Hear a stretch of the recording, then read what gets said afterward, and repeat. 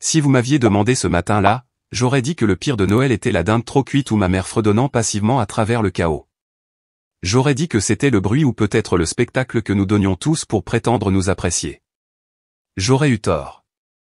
Le pire de Noël était de voir ma fille se figer sur place avec une boîte cadeau sur ses genoux, comme si le sol s'était ouvert sous ses pieds et que personne d'autre ne l'avait remarqué.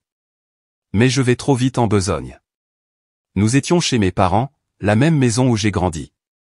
Les mêmes planchers qui craquent, la même odeur de pot pourri à la cannelle et d'évitement émotionnel. Le salon débordait de monde et de cadeaux. Des enfants déchiraient du papier. Des adultes se parlaient par-dessus la tête des autres. Des rires un peu trop forts. Vous connaissez le genre. C'est une tradition dans notre famille que chaque enfant reçoive un cadeau de chaque adulte. Et parfois, les enfants s'offrent même des choses entre eux. C'est tout un spectacle, le papier cadeau qui vole, les étiquettes qui disparaissent, quelqu'un qui perd toujours la trace de qui a donné quoi à qui. Ma fille avait une petite montagne de cadeaux à ses côtés.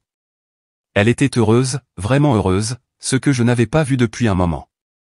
Je la regardais de l'autre côté de la pièce, et un instant, je me suis permis de respirer. Elle a pris une boîte, de taille moyenne, enveloppée dans du papier d'aluminium rouge brillant. Elle a souri, a délicatement retiré le ruban adhésif, comme elle le fait toujours. Sans hâte, juste ses petites mains ouvrant le couvercle, et puis elle s'est arrêtée.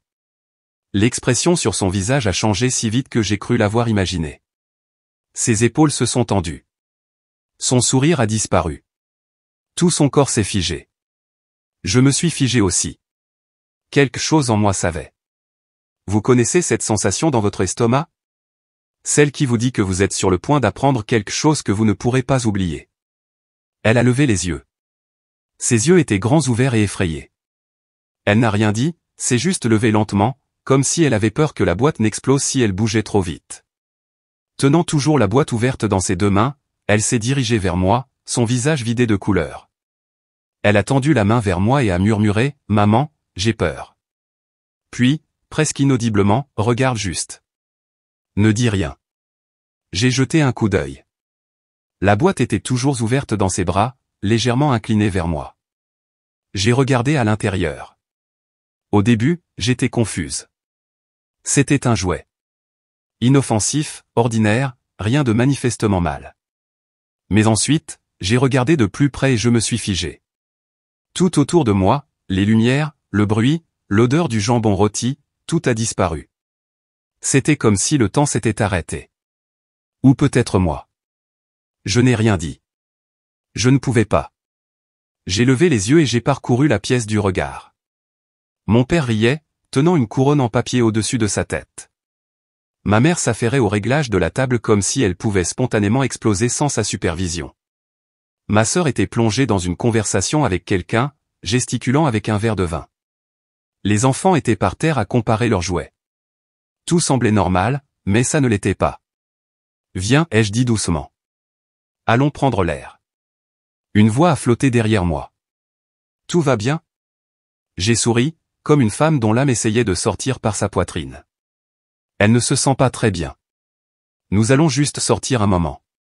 J'ai pris la boîte. Nous avons marché jusqu'à la voiture. Aucune de nous n'a parlé. Ma fille est montée sur la banquette arrière, s'est recroquevillée, serrant ses genoux. Je me suis glissé sur le siège passager avant et j'ai fixé la chose dans mes mains. Le jouet, la boîte, leur poids. J'ai senti la piqûre avant de réaliser que je pleurais. Mes doigts étaient froids. Ma poitrine était chaude. Je tenais quelque chose de petit, mais j'avais l'impression que cela pouvait m'écraser. Et je savais, absolument, sans aucun doute, que rien de ce jour ou de cette vie ne serait plus jamais pareil. 2 minutes plus tard, j'ai appelé la police. Il faisait calme dans la voiture, le genre de calme qui pèse sur vos épaules. J'entendais ma propre respiration. Celle de Maisie aussi, tremblante, superficielle. Les lumières de la maison brillaient toujours à travers le pare-brise. Quelqu'un a ri à l'intérieur. Peu m'importait qui. Tout était différent maintenant. Et si je voulais expliquer pourquoi, si je voulais comprendre comment quelque chose d'aussi petit pouvait tout briser, je devrais commencer bien avant ce soir. Je suis l'aîné. Rien que ça vous dit probablement la moitié de l'histoire. 5 ans entre nous, Megan et moi. Et dès qu'elle a pu marcher, elle était la préférée. J'étais celle sur qui on pouvait compter, celle qui nettoyait, celle qui ne causait pas de problème. Meghan n'a jamais suivi les règles. Elle faisait des scènes, évitait les conséquences, se sortait de tout avec son charme. Et nos parents, ils la traitaient comme un feu d'artifice, dangereux, mais beau, intouchable. Moi, j'avais d'excellentes notes, je ne causais pas de problème, je tenais tout ensemble. Et pour cela, j'ai eu la responsabilité, les attentes, le silence. Au moment où nous étions adolescentes, le schéma était établi. Meghan faisait des bêtises. Je nettoyais, et personne n'en parlait. Des années plus tard, elle s'est mariée, a eu 3 enfants rapidement. Tout le monde disait qu'elle mûrisait enfin. Elle ne mûrisait pas. Elle continuait à faire des choix imprudents et s'attendait à ce que quelqu'un d'autre porte le fardeau, généralement moi. Elle m'envoyait des SMS tard le soir, « Peux-tu m'aider ? C'est pour les enfants. » Et pendant un temps, je l'ai fait, jusqu'à ce que je réalise ce que c'était vraiment. Pas des couches ou des courses, mais des applications de livraison, des achats en ligne, des visites au spa. J'ai tiré la ligne. Je lui ai dit, « Tu as un mari. J'ai aussi une famille. Je ne suis pas riche. » Elle a bougonné, mais les demandes ont ralenti. À ce moment-là, ma vie avait déjà changé. J'avais rencontré Owen. Il avait un petit garçon, Théo, un peu plus d'1 an quand je suis entré dans leur vie. Son ex était parti quand Théo avait 10 mois. Pas une bataille pour la garde, pas de drame. Elle est juste partie, a signé les papiers, et a disparu. Théo était silencieux au début, observateur, mais gentil. Je l'ai aimé rapidement et pleinement. Il a commencé à m'appeler maman avant son 2e anniversaire. Je ne l'ai pas corrigé. Maisie est née 2 ans et demi plus tard. Elle est arrivée dans une maison qui avait déjà de l'amour. De l'amour vrai. Elle et Théo étaient proches dès le début. Ils n'étaient pas à moitié, juste des frères et sœurs. Bruyants, inséparables, complètement liés. Nous étions une unité. Nous allions bien jusqu'à il y a 6 mois. Théo a disparu pendant le déjeuner à l'école. Il a dit à sa professeure qu'il avait oublié quelque chose dans son sac à dos. Il a quitté la cafétéria. Il n'est jamais revenu. Personne n'a vu avec qui il est parti. Personne n'a vu où il est allé. Aucune image de surveillance, aucune note, aucun sont juste partis. La police a été impliquée immédiatement. Ils ont cherché partout, n'ont rien trouvé d'autre que son sac à dos abandonné derrière une haie à quelques pâtés de maison. Pas de rançon, pas de contact, pas d'indice. Nous avons arrêté de dormir. Owen a arrêté de parler. Maisie a pleuré dans son sommeil pendant des semaines. J'ai arrêté d'attendre des nouvelles et j'ai commencé à me préparer au silence. Je me suis dit que nous passerions Noël. Nous ferions semblant pour Maisie. Sourire. Être présent. Survivre. Puis elle a ouvert cette boîte. Maintenant, nous étions dans la voiture. Je tenais la boîte, elle me regardait dans le rétroviseur. J'ai regardé le jouet à nouveau. Il avait toujours l'air inoffensif. Il avait toujours l'air de rien. Mais il y avait une marque, un détail, une imperfection minuscule et spécifique, quelque chose que personne d'autre n'aurait remarqué à moins de déjà savoir. Et je savais. La voix de Maisie était à peine un murmure. Il l'avait quand il est allé à l'école ce jour-là. Je n'ai pas répondu. Je n'avais pas à le faire. J'ai pris mon téléphone et j'ai appelé la police. La police est arrivée environ 15 minutes après mon appel. Ils se sont garés dans une voiture de patrouille marquée, calme et silencieux, comme s'ils étaient juste venus vérifier si le chien d'un voisin aboyait trop tard dans la nuit. Maisie et moi étions toujours assises dans la voiture, la boîte entre nous. Mes mains étaient glacées. Ses genoux étaient remontés contre sa poitrine, le visage détourné de moi. Après que l'agent soit sorti, je les ai rencontrés à mi-chemin de l'allée, la boîte dans mes bras. Ils ont posé quelques questions. J'ai répondu comme si j'étais sous l'eau. Quand j'ai remis le jouet, je n'arrêtais pas de penser que peut-être il s'agissait de quelque chose d'autre, qu'il y aurait une explication, que peut-être j'avais tort. Mais je n'avais pas tort. Ils ont trouvé la carte à l'intérieur de l'emballage, le nom de Sadie, la fille de Meghan. Ils sont entrés dans la maison. Tout le monde les regardait comme si quelqu'un avait ouvert la porte d'entrée et laissé entrer l'hiver. La pièce s'est dégonflée. Ils ont demandé à parler à Meghan et Sadie. Meghan n'a pas résisté. Ils sont entrés dans le salon. Tout était très calme, très procédural. Sadie a dit qu'elle avait trouvé le jouet dans la maison, qu'elle voulait offrir un cadeau, qu'elle l'avait emballé elle-même. Megan a dit qu'ils avaient des jouets partout, qu'il aurait pu venir de n'importe où. Elle l'a dit avec un sourire un peu trop figé. Owen est arrivé pendant qu'ils étaient encore à l'intérieur. Il s'est tenu à côté de moi sans un mot. Nous avons tous les deux regardé comme si nous voyions une rediffusion de quelque chose que nous avions déjà vécu. La police a pris le jouet, a dit qu'il ferait un suivi, puis ils sont partis. La fête n'a pas repris. 1 heure est passée, peut-être plus. Je me suis assise à la table de la cuisine, les mains sur les genoux. Owen était appuyé contre le comptoir. Aucun de nous n'avait bougé. C'était son jouet, ai-je dit doucement. Il l'avait avec lui quand il est parti à l'école. La ligne au marqueur, la fissure dans l'aile. C'était le sien. Owen n'a pas répondu. Nous savions tous les deux ce que cela signifiait. Mais le pire, c'est que cela signifiait aussi autre chose. Cela signifiait que peut-être, juste peut-être, Théo était vivant.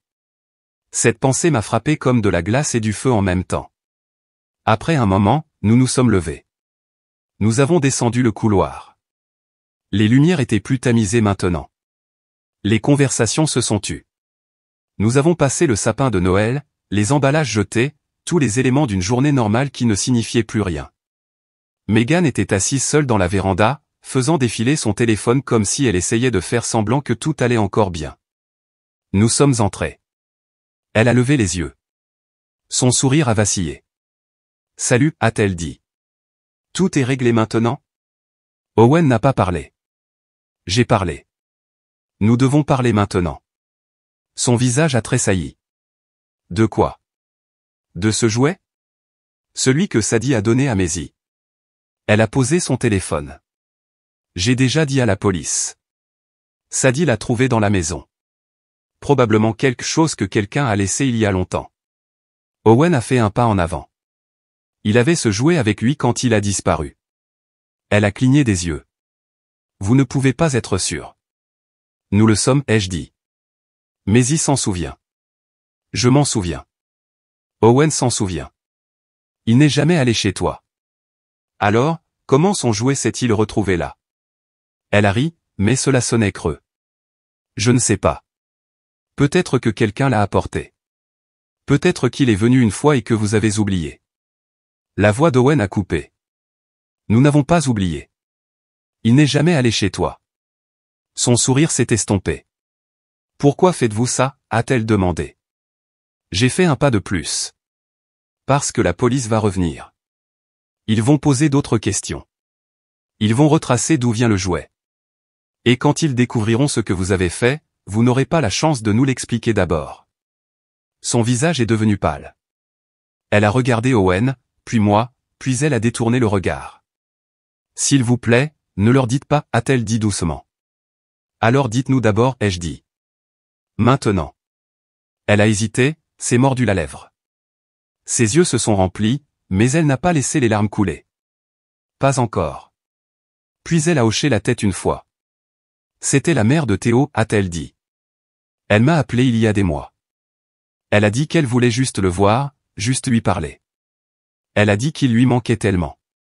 Ma poitrine s'est serrée. Elle m'a offert de l'argent, a murmuré Megan. Je ne l'ai pas demandé. Elle a offert, et j'en avais besoin. Vous avez dit que vous ne m'aideriez plus. J'avais du retard sur les factures. Je ne pensais pas que ce serait grave. Les poings d'Owen se sont serrés, mais il n'a toujours pas parlé. Elle a dit que ce serait une visite, 1 heure. Je lui ai dit quand Théo déjeunerait. Elle a promis de le ramener. Elle a avalé. Il n'est pas revenu. Elle a disparu. Je l'ai appelé. Rien. J'ai paniqué. Je ne savais pas quoi faire. Je n'arrêtais pas de penser qu'elle le ramènerait le lendemain, puis un autre jour. Et puis j'ai arrêté d'appeler. Sa voix s'est cassée. S'il vous plaît, a-t-elle dit. J'ai 3 enfants. Je ne voulais pas que cela aille aussi loin. J'ai senti l'air quitter la pièce. Vous nous avez laissé croire qu'il était mort, ai-je dit. Owen a tourné la tête. Sa voix était rauque. Nous l'avons enterré dans nos esprits chaque nuit pendant 6 mois. Megan a sangloté. Je ne savais pas quoi faire d'autre. Je ne l'ai pas dit, mais je l'ai pensé, vous auriez pu dire la vérité. Megan pleurait toujours quand nous sommes sortis. Pas le genre bruyant, performatif qu'elle avait l'habitude de faire pour se sortir des ennuis, mais le genre silencieux, anéanti. Je n'ai pas eu de pitié pour elle, pas même un peu. Owen n'a pas parlé. Il a ouvert la portière de la voiture, est monté et a regardé par le pare-brise comme s'il essayait de comprendre comment le monde pouvait encore avoir l'air le même. Nous sommes allés directement au poste de police. Nous leur avons tout dit, la réunion, l'argent, le silence, le mensonge sur lequel elle était assise pendant 6 mois pendant que nous imaginions notre fils mort dans un fossé, ou pire. Les agents n'ont pas dit grand-chose, se contentant de tout écrire. L'un d'eux a dit « Merci. Nous allons nous en occuper », ce qui, je suppose, est ce que l'on dit quand 2 personnes déposent leur chagrin sur votre bureau comme une grenade. Megan a été arrêtée le lendemain. Entrave ont-ils dit. Peut-être plus tard. Les détails n'avaient pas d'importance. Je n'ai pas répondu quand elle a appelé. Owen n'a même pas regardé le téléphone. La maison semblait être une morgue. Nous n'avons pas mis de musique. Nous n'avons pas fini de nettoyer les décorations de Noël. Nous avons juste existé dans les limbes, espérant que le téléphone sonnerait à nouveau, mais cette fois avec quelque chose qui avait de l'importance. Maisie a demandé si nous devions enlever l'arbre. Je lui ai dit pas encore. Elle n'a pas insisté. Je me suis assise près de la fenêtre avec un café qui restait froid. Owen se tenait dans le couloir comme s'il attendait quelqu'un qui revenait d'entre les morts. C'est là que le téléphone a sonné. Pas la police. Ma mère. Je n'aurais pas dû décrocher, mais je l'ai fait. Comment as-tu pu faire ça à ta sœur, a-t-elle claqué. Pas de bonjour, pas de pause. J'ai cligné des yeux. Excusez-moi. Appelez la police pour votre propre famille? Tu l'as humiliée. Tu as tout détruit. Une seconde, je n'ai pas eu de mots. Puis j'en ai trouvé. Elle a organisé une réunion en notre absence avec la mère de Théo. Elle l'a laissé partir. Maman, elle n'a rien dit pendant 6 mois. Elle a fait une erreur. Ma mère a dit, elle voulait juste aider. Et ce n'est pas comme s'il était vraiment ton fils. Il a une mère. Peut-être que c'est là où il devrait être. Je n'ai pas répondu. J'ai juste regardé le mur. Puis j'ai raccroché.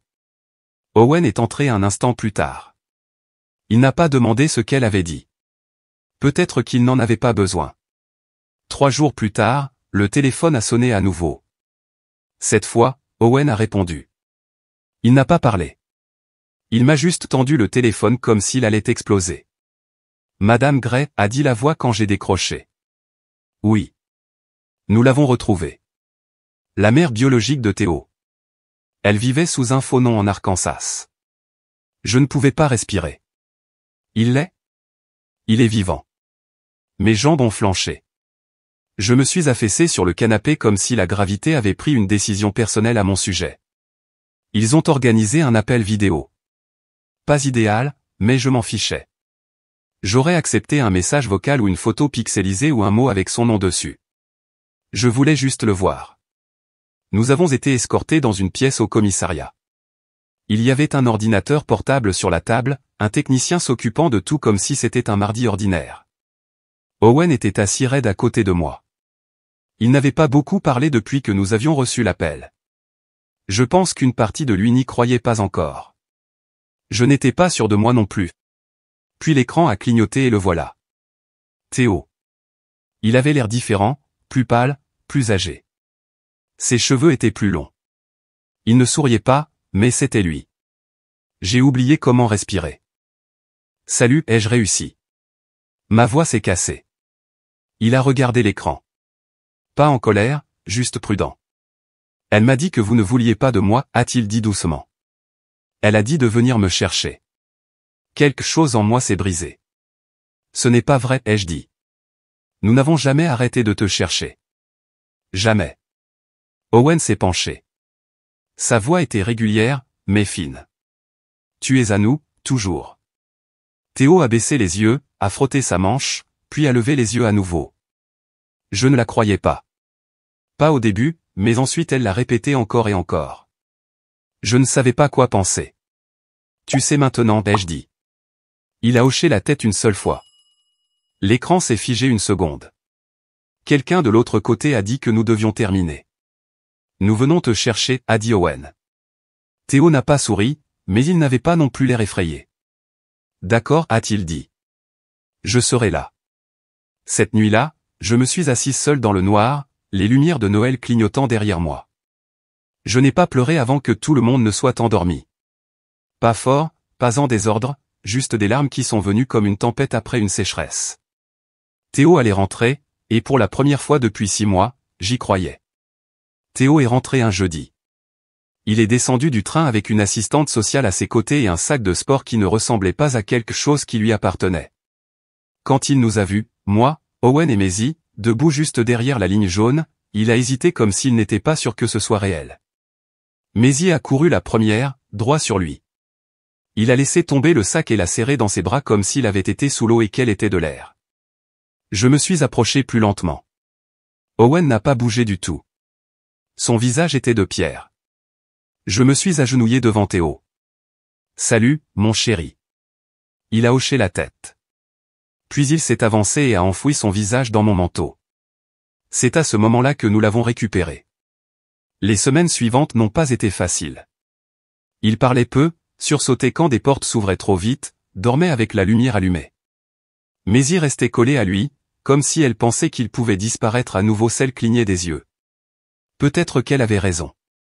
Nous l'avons mis en thérapie. Des pas lents, sans pression, juste de la présence. Il avait besoin de savoir que nous étions là. Une nuit, j'ai trouvé les deux par terre dans sa chambre en train de colorier silencieusement. Il m'a regardé et a dit « On peut prendre une pizza demain ». J'ai hoché la tête. C'était la première phrase complète que nous avions entendue depuis des jours.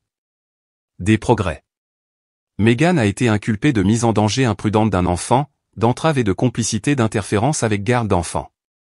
Elle a accepté un plaidoyer, 18 mois en prison du comté, 3 ans de probation et une interdiction permanente de travailler avec des enfants. Elle a pleuré au tribunal, affirmant qu'elle n'avait jamais voulu que cela arrive.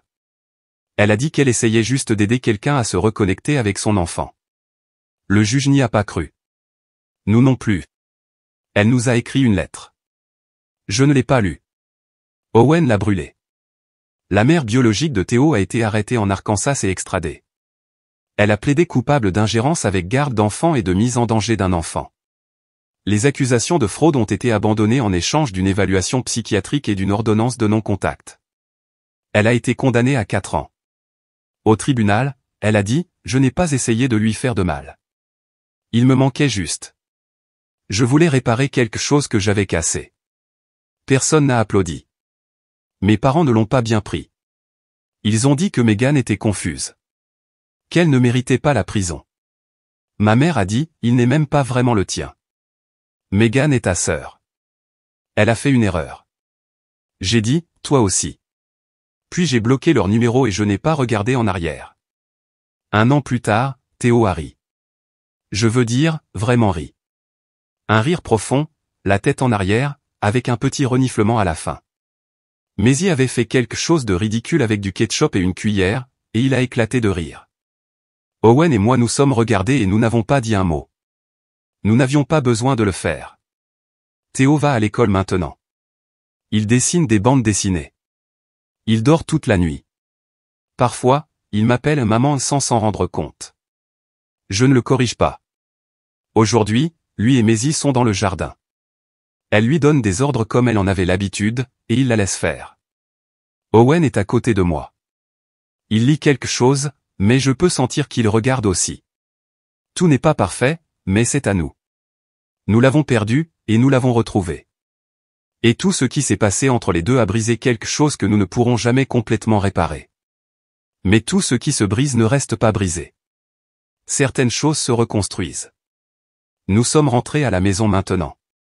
Ai-je été trop loin? Pas assez loin? Honnêtement, je ne sais pas. Tout ce que je sais, c'est que lorsque quelqu'un met votre enfant en danger, il n'y a pas de chose telle que trop loin. Faites-moi savoir ce que vous en pensez dans les commentaires.